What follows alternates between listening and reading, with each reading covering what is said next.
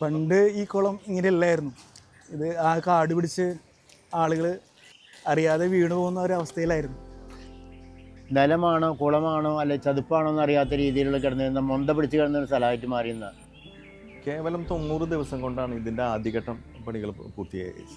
ഈ ഒരു പുനർനിർമ്മാണത്തിനായിട്ട് നമ്മുടെ എല്ലാവരുടെയും പ്രിയപ്പെട്ട MLA-യും അതുപോലെ തന്നെ റവന്യൂ മിനിസ്റ്ററുമായ രാജേട്ടൻ്റെ കൈകളാണ് അതിന് പിന്നിലുള്ളതെന്ന് എല്ലാവർക്കും കൃത്യമായിട്ട് അറിയാം.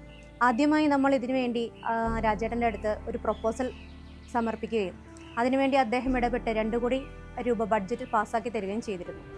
പക്ഷേ എസ്റ്റിമേറ്റ് എടുത്തു വന്നപ്പോൾ ചുറ്റുമുള്ള പ്രവർത്തികൾക്കും അതുപോലെ തന്നെ ആലങ്കാരികമായിട്ടുള്ള പ്രവർത്തികൾക്കും ആ പൈസ തികയാതെ വരികയും ഞങ്ങളുടെ ഈ നാട്ടുകാരുടെ ആവശ്യം എന്നുള്ള നിലയ്ക്ക് നല്ല രീതിയിലുള്ള ഇടപെടൽ നടത്തിയിട്ടാണ് 3.5 കോടി രൂപയ്ക്കുള്ള പ്രവർത്തനം ഇവിടെ നടത്തിയത്.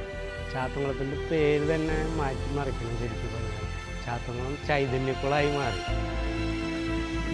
ഈ നവീകരിച്ച ചാത്തങ്കുളം വെറും കായികമായിട്ടുള്ള ഒരു ഉല്ലാസത്തിനും വേണ്ടി മാത്രമായിട്ട് തോന്നുന്നില്ല. ഇതൊരു മാതൃക കൂടിയാണ്. മാത്രമല്ല രാവിലെ കുട്ടികൾ ഇവിടെ നീന്തണം, അതുപോലെ സ്കേറ്റിംഗ് ഉണ്ട്, ഇവിടെ ഓപ്പൺ ജിമ്മുണ്ട്, ഇതിൻ്റെ ചുറ്റും നടക്കുന്ന ആളുകളുണ്ട്.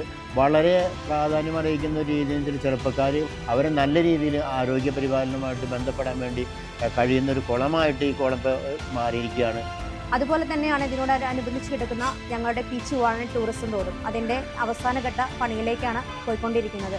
ആ റോഡും കൂടി വന്നു കഴിഞ്ഞാൽ ഞങ്ങളുടെ ഈ കുളം ഈ നാടിനും നാട്ടുകാർക്കും എല്ലാം ഉപകാരമായ രീതിയിൽ പ്രാവർത്തികമാക്കാനും എല്ലാവർക്കും സാധിക്കുന്നുണ്ട്.